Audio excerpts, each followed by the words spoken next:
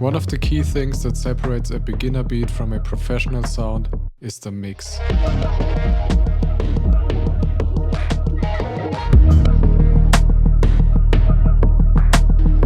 And that's why in this video I want to teach you as much as possible about mixing beats. So we'll have a few different sections in this video. Firstly, just some general stuff about mixing. Then I'm gonna explain my personal mixing approach and how I like to think about mixing. Then some live mixing, where I'll be mixing a beat and explain my thought process and try to explain all the decisions that I make. And lastly, I'll be answering some of your questions from my Discord. So let's get started. First of all, I'm not a mixing engineer. I'm not a professional at mixing. I'm literally just a random guy making music, but I feel like by now my mixes sound pretty clean and many of you feel like that as well. So this video is only going to be about my approach to mixing, how I think about it and how I like to mix my beats. So what even is mixing? Some of you might be just starting out with making beats and might be a bit confused by that term, but essentially mixing, if you break it down like to its most simple form, it's just adjusting the volumes of each element of your beat until you have a clean, balanced sounding beat where nothing is too loud or too quiet and everything just melts together perfectly. So technically mixing is just making your beat sound good. You might have also heard the word mastering in the same context, and mastering is what you do one step after mixing to really finalize your track. You know how there's like this master channel in your mixer where all the instruments go through? So yeah, when mastering you just put effects onto that channel to affect the entire beat and do the last bit of like polishing, making it louder, stuff like that. And we'll be talking about that as well, but honestly for beats you barely do anything besides making it louder, at least that's what I do. So yeah, mixing is very important. Especially people who don't produce or don't have experience with making music don't actively realize if a mix is good or bad, but they definitely feel it, because a good mix is gonna make your beat slap, it's gonna make it sound good and professional, and is pretty much responsible for the entire sound of your beat. And it's also almost like a giveaway of your producer skill level, because the number one thing to get a good mix is experience. You have to go through many bad mixes and make all the mixing mistakes before you can have a clean sounding beat. So no, this video is not gonna magically make your beat sound clean. You can hopefully learn some techniques and get a better understanding for what's important for a good mix. But like I said, the number one thing is experience. Because when you start off producing or getting into music, your ears are just not developed enough to, you know, hear all the nuances of the beat and understand why it sounds good. So the only thing that helps there really is experience. Another type of experience that's really important is the experience with your mixing environment. Because every speaker, every room and every pair of headphones is gonna sound completely different. That's also why the same beat that sounds amazing in your room is completely blowing out the speakers of your old ass car. You really have to learn what a good mix sounds like in your environment, and that's why I suggest every bedroom producer to invest into a nice pair of headphones, because chances are your room and your setup is very bad for mixing. Same goes for me. I have my speakers directly on my desk without like the proper distance between each other, not on the perfect height. They are directly on the wall, all kinds of different corners and stuff. I don't have any acoustic treatment. The sound in my room is bad, but obviously you can get rid of all these aspects with a nice pair of headphones. This is not sponsored or anything, but my headphones are the VSX headphones by Steven Slate Audio. I'm really happy with these. They have a very flat sound, and they also come with this VSX plugin that changes the sound and lets you mix in all these virtual rooms, like for example a professional studio, a car, or different kind of headphones. So yeah, I usually do my final mixes on my headphones because like I said, my room sucks. And yeah, you just have to get used to the characteristics of your headphones or your studio to know exactly how a mix has to sound in that room or on those headphones to sound good everywhere. A very good way to learn that and get to know the sound of your room is listening to lots of reference tracks. So let's say you want to make trap beats in like Travis Scott style. Just listen to lots of Travis Scott songs and really actively listen to them. Try and listen to how loud the bass is, how hard the kick punches, how like the high end feels, how wide everything is. And you know, try to get your own beats close to that sound, because with like professional mixes like these, you can be sure they sound good everywhere. So if your beats sound like Travis Scott beats, you also can be sure your beats sound good everywhere. So with all that being said, mixing is very important, but I want you to keep in mind not to overthink it too much. Like I said, a good mix comes with experience, and and we're just beat makers. Our mixes have to be good, our mixes have to be great even, but at the end of the day they only have to be presentable and sound good to the artists who pick the beats, and these like last few percents to a perfect mix is what the mixing engineer has to do in the end. So yeah, enough yapping, let's get into how I mix beats and how I approach it. So I'm a very simple guy. I'm also a very chill guy, but I keep it very simple when it comes to mixing. I think there's 3 aspects to a good mix in that order of importance: leveling, EQing, and stereo shaping.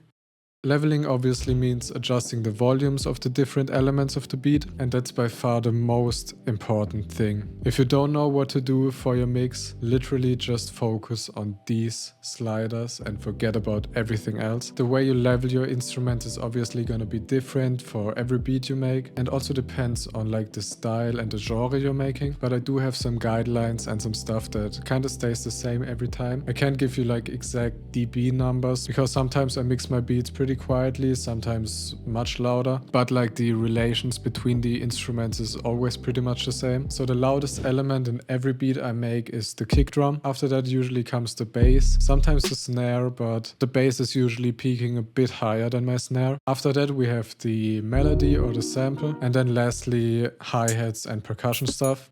Okay, so next we have EQing, which is also very, very important. And EQ is definitely the most important effect plugin for any mix. So you just want to make sure that every element, every instrument has its own little place in the frequency spectrum. So let's say you have a pad that plays the chords and it sounds like this. If you layer this pad or add other melody elements, you don't want them to live in the same frequency space as the pad. So you don't want to add any sounds that are loud in this low mids area, and instead you want to choose sounds and EQ them properly to fill up the more higher frequencies. You can think about it like painting. You've already painted something really beautiful right here, so you're obviously not gonna paint over that with other colors. That would just make everything look dirty and ugly. So instead you paint the rest of the picture and fill out the empty spaces. But of course you can always add little details everywhere. Let's say you have a nice beautiful background color. You can always add sharp shapes and details on top of that without making it look ugly. And same goes for your mix. You don't have to completely cut out the low mids of every other instrument. You just have to make sure if there's something in the same frequency range, it has to really complement each other. So yeah, that's how I think about using EQs. Some other things you've probably heard a lot already is I usually want to cut out the low end of my melodies to leave space for the bass. And I also like using EQs on like the kick drum and bass drum to make sure they work together properly. But I'm gonna show you the details of that later when we're mixing the beat.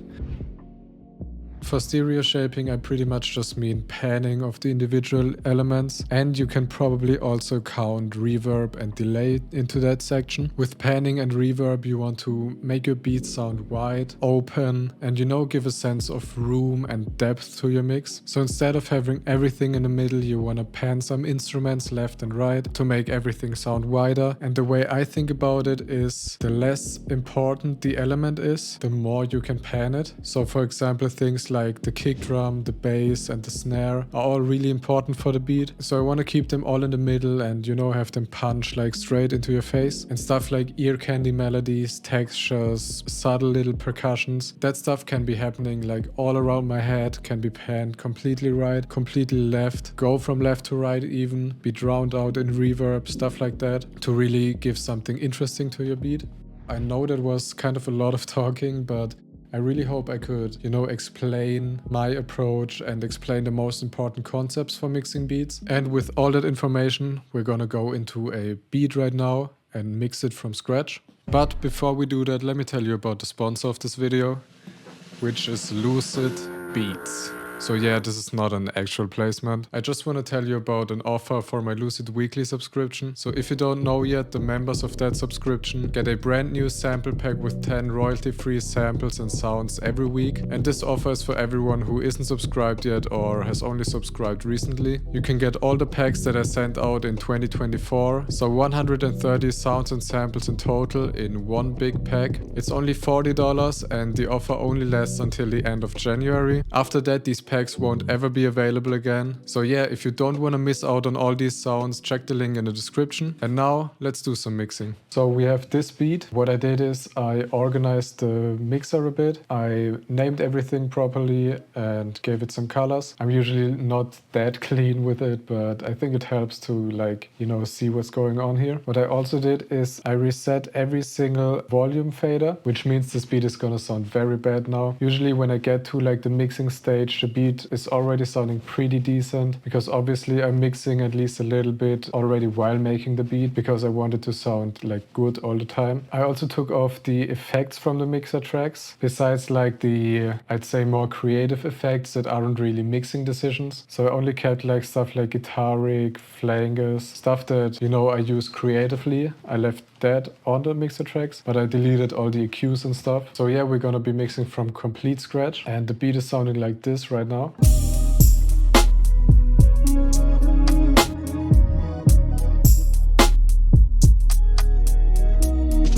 So as you can see, cool beat, but the mix is way off. And that just shows when the mix isn't right, the beat also just doesn't hit right. Let me show you how I usually go about this. So I always start with muting everything, and then I'd go and take the like most important, like the foundational melody element, which is the keys for this beat. I'll start with this, make sure this sounds good, and then one after the other I'll always bring in one more element, make sure these two sound good together, bring in the next one, make sure it sounds good, bring in the next one. I repeat that till the entire beat is unmuted and everything should be sounding great together. So like I said, let's start with the keys, and these sound like this.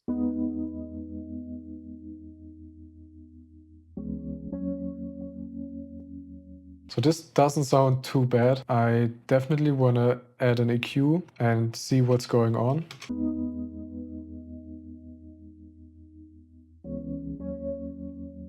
Okay, and I already know we don't want this down here because this will just clash with the bass later. We'll just take that out. I also think the attack is feeling a bit harsh, so I'm going to use a transient mask and just bring that down a little bit.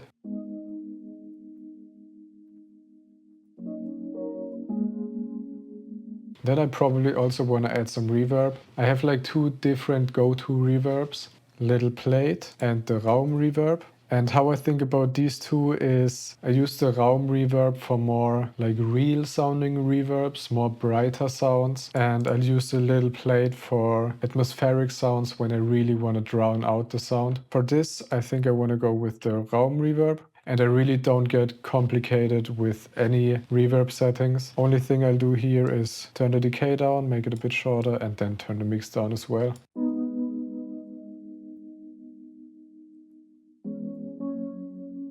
So that sounds good for now. Let's grab the next element, which is these reverse guitars. I actually routed all these reverse guitars to one reverse guitar bus because I have a few different reverse guitar layers and I want to process them all pretty much the same. That's why I have this reverse guitar bus with the halftime, flankers, and crystallizer. Let me just show you what they sound like without any effects. So no one wants to listen to that bullshit. With the effects, especially the halftime, is playing a big role in making this more, like, you know, subtle. With the effects, sounds like this.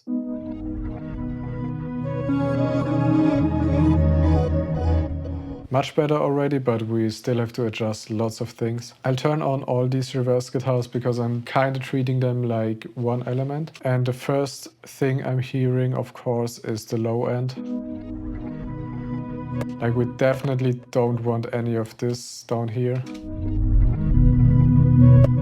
So let's start off with a low cut.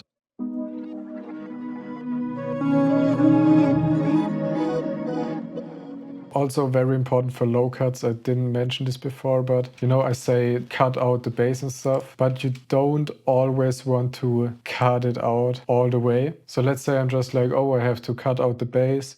I look here, it says bass. So I'll cut until here. And let's, for this example, say we're in a lower key. Suddenly the sound is completely weak. because we're actually cutting out the important frequencies of the sound. So yes, cut out the bass, but you know, keep in mind what kind of sound you're EQing and actually listen to it instead of just cutting it out mindlessly. Okay, back to the reverse guitars. So we cut out the rumble. Next thing I definitely want is turning the volume down.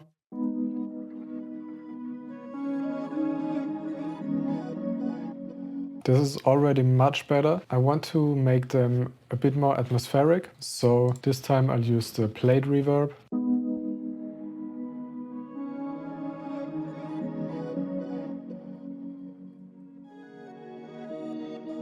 And since this is like an atmospheric texture kind of thing, I also want to take out quite a bit of the high end.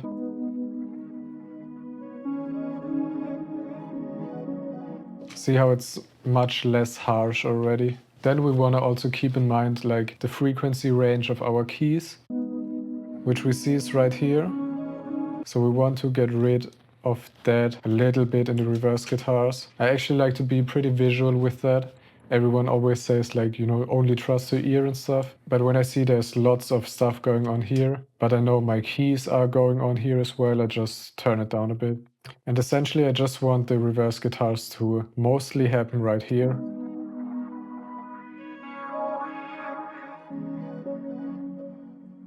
And now let's check out the individual reverse guitar tracks and see if they need any work.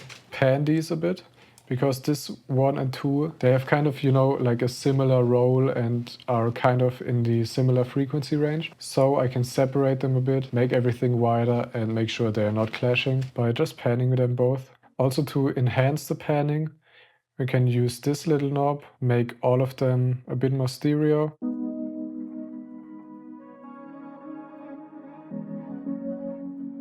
Can make the keys a bit louder.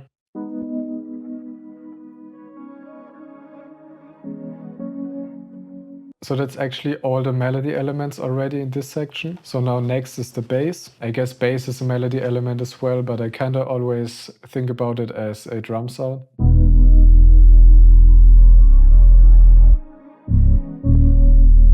So on the bass channel we have distortion and saturation. Don't worry about this, we'll get to that later.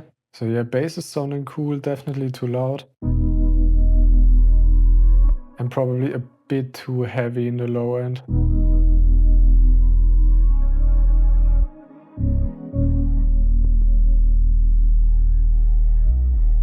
For basses, you want to make sure you also hear them on like weak speakers and like phone speakers and stuff. So the way to get that is working with higher frequencies a bit.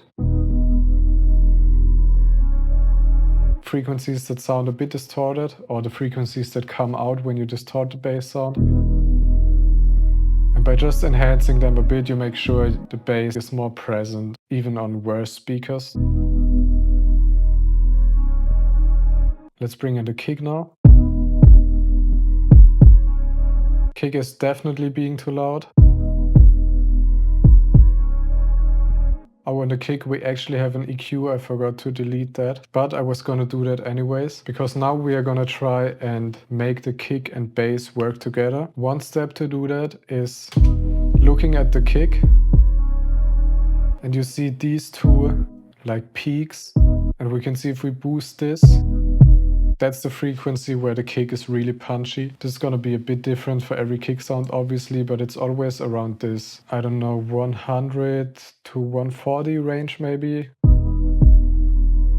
But yeah, the way we can make the kick and bass work together a bit better is boosting that punchy frequency of the kick just a little bit. With these bass frequencies you don't want to go too crazy. And then also turning down the very low part of the kick, because that's where we want the bass to live. And we do the same for the bass, just the other way around. We take this 130 kind of range, dip it down a bit. We could boost the bottom, but we already like took it away a bit because it was too much. So now we made space here for the kick, and with the kick we made space here for the bass. And then what I also always do for my beats is sidechaining the kick to the 808 or the bass. So you can just grab your kick channel, right click here on this little arrow, sidechain to this track, to the bass, That way the kick signal is being sent to the bass track, but it's not actually playing through the bass channel. And what you can do now is grab a limiter, go to the compression settings, sidechain right click, and then choose the kick. When you turn on the threshold and the ratio, let's go crazy on this. You can see every time the kick hits, the bass ducks down. And that way we can make sure, you know, the bass frequencies are not clashing. Obviously, we don't want it that hard. I like to go to the point where it's enough to kind of separate the kick and the bass, but you don't really hear it.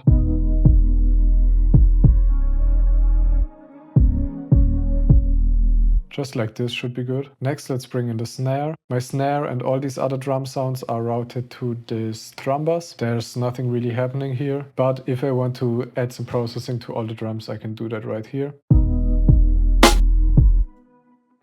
That hurt way too loud.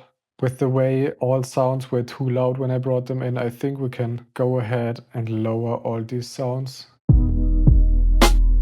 Still too loud.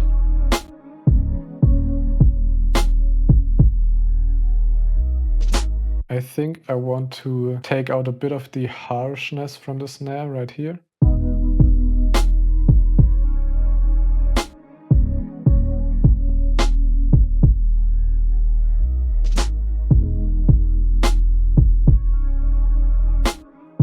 Just like this. For drum sounds, you don't want to go too crazy on the EQ, or at least for like the important drum sounds like kick and snare. We can take out the low end. See, you didn't even hear anything changing. Down here are just very like unnecessary frequencies. And then I want to boost like the punch of the snare a little bit, which is probably around here.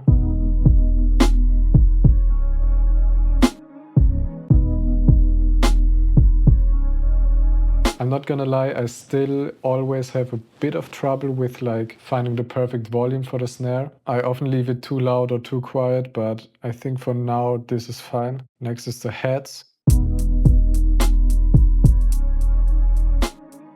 Just gonna turn it down a bit and also do something like this. I'm gonna go a bit quicker through these drum sounds because it's pretty much just volume.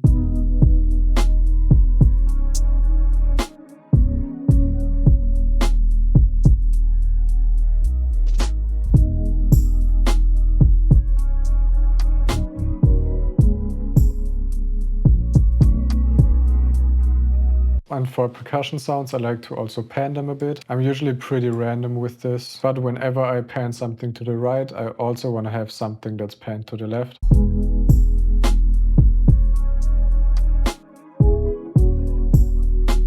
And I think because this beat is so atmospheric and kind of low-key, I want to add a bit of reverb to the snare.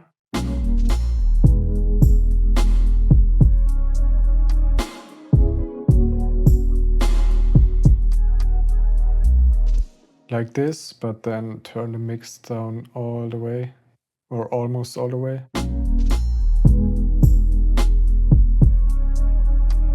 And actually, even for the hi-hats, just a little bit. You know, it just gives them a bit more atmosphere. We just want lots of reverb on this.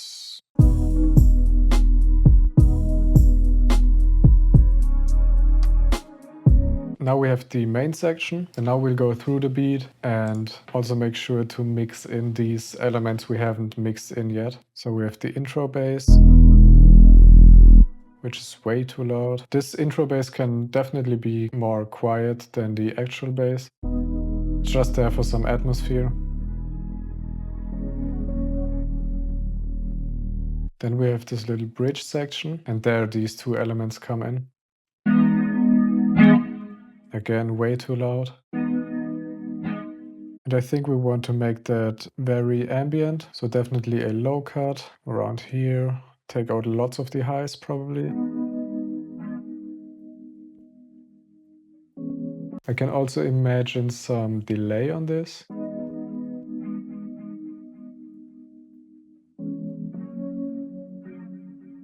wash it out a bit with some plate.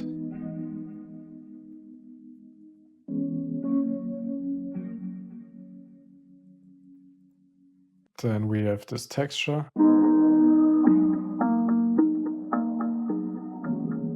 Bit of the highs. And this one kind of lives right here. So let's grab the guitar and duck it a bit right there. I feel like we can also pan this texture around our heads a bit. Perfect, so I think the mix is pretty much done. Now let's get to the mastering, which is very simple for beats. Go to the master channel. And you can ignore these two. This is just to record the audio of FL Studio, so you don't have to worry about that. Then this is the VSX plugin I told you about for the headphones. So right now, to me, it sounds like I'm mixing in this studio right here. You're not hearing this because it only sounds good in these headphones. Then we have this Maximus plugin. This is all in my like FL template. There's nothing happening here yet, but the Maximus is like a multiband compressor. And what I do here is I always make the lows completely mono. You want your low end to be in mono most of the time because you want to avoid phasing issues when it's played on like speakers and stuff. I separate the mids a little bit and the highs even more, just to get this wider feeling to the mix. And then I compress all of the bands individually. I usually just want to make sure that the kick isn't standing out too much, isn't punching too hard.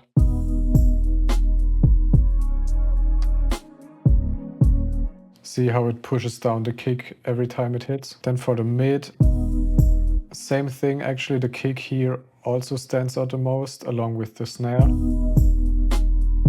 But actually it's just the kick for this one. Pretty much just shaving off the peaks everywhere.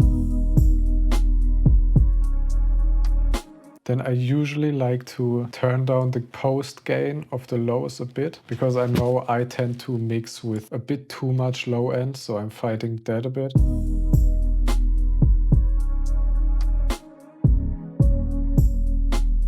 And then I'm just turning the gain up, because you want your beat to be as loud as possible, of course. And I'll turn it up as far as possible without making it distort. Like this, for example, is too much. So I'd probably go with something like that.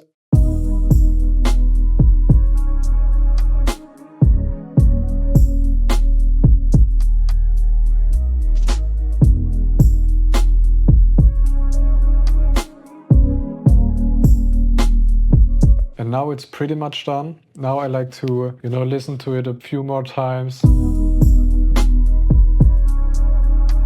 Because now this percussion, like this little hi-hat, stands out to me a bit. I want to turn that down a little bit. Maybe the snare a little bit as well. And then also listen to it in like these different environments with my headphones. And yeah, just like that, polish it more and more, but that's about it for the mixing. And now I want to finish the video by answering some mixing questions from my Discord. If you want to join the Discord, link is in the description, of course. So I asked you guys to just ask any mixing related question you have. And the first one is by Midside, and he asked, what's your go-to chain for piano and Rhodes? Honestly, I don't really have one, and I think the most important thing to get a nice Rhodes or piano sound is the sound selection and having just a good VST, like for example Keyscape, or a good piano bank in Contact. And if you have that, you pretty much don't need anything else. Maybe a bit of EQing. And yeah, and then of course it also really depends on the sound you want. If you want something more atmospheric, you'll probably add some reverb or more creative effects. And if you want to make like a soul sample kind of thing, you don't really want to do anything to it. Maybe turn it a bit mono and pan it to emulate like the piano player in the room. Maybe he's sitting on the left a bit, so you pan the piano sound to the left. But again, I don't really have like a go-to chain for that.